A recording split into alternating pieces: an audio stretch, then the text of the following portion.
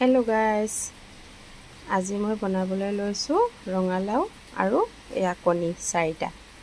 আপোনালোকে সকলোৱে জানে কণী আৰু আলু কেনেকৈ বনায় বা সকলোৱে বনাই খায়, কিন্তু মই আজি বিশেষ অকণ বেলেগভাৱে বনাবলৈ ওলাইছো ৰঙালাও দি কণী। এয়া কণী চাৰিটা মই ভাজি আছো।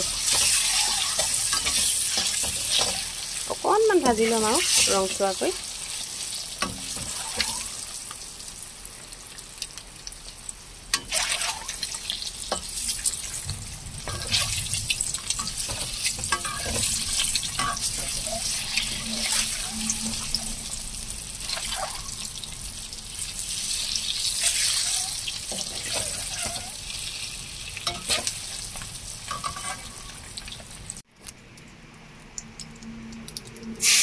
পিয়াজ, নহৰু আৰু অকণমান কুটি থোৱা আদা।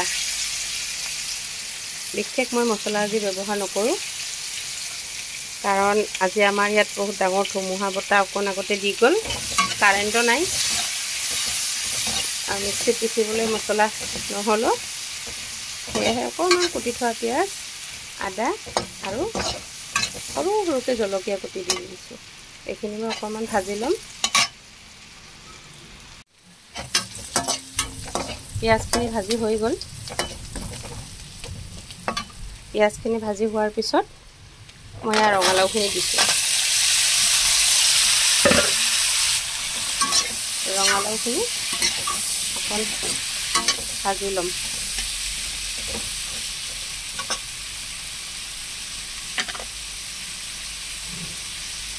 তাত মই নিমখ নিজৰ জোখমতে দিয়া হৈছে।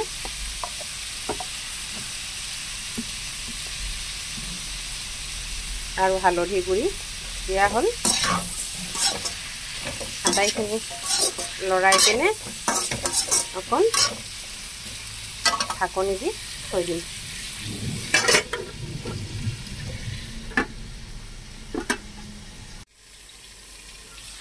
এয়া মই ঢাকনি গুচাই চাই লৈছোঁ। ৰঙালাওখিনি ধুনীয়াকৈ অকণ অকণ সিজি গৈছে।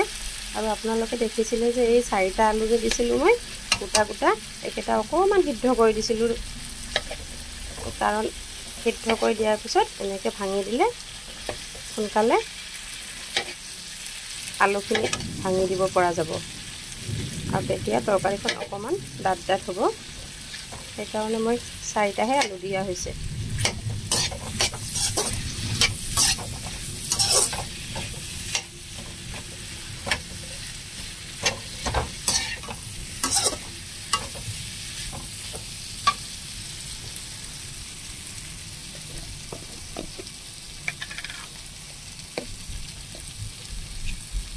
এতিয়া মই ইয়াত অকণমান দিছোঁ জিৰাৰ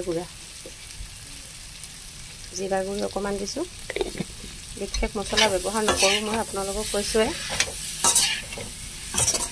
এনেই সাধাৰণভাৱে বনাম আজি ৰঙালাও আৰু কণী।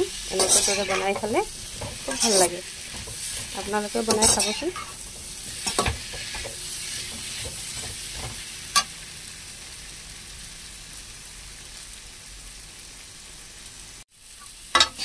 মোৰ ৰঙালাওখিনি ভাজি হৈ গ'ল।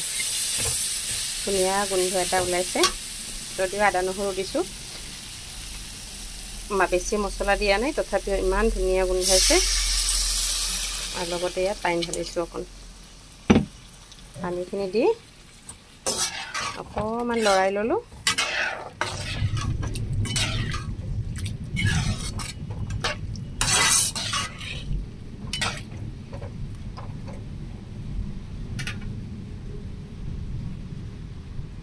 এতিয়া মই এয়া ভাজি থোৱা কণী চাৰিটা ইয়াত দি দিলোঁ।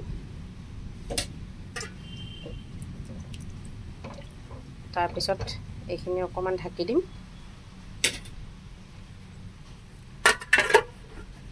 উতলি গ'লে হৈ গ'ল আজিৰ বাবে মোৰ কণী আৰু আলুৰ ৰঙালাও তৰকাৰী।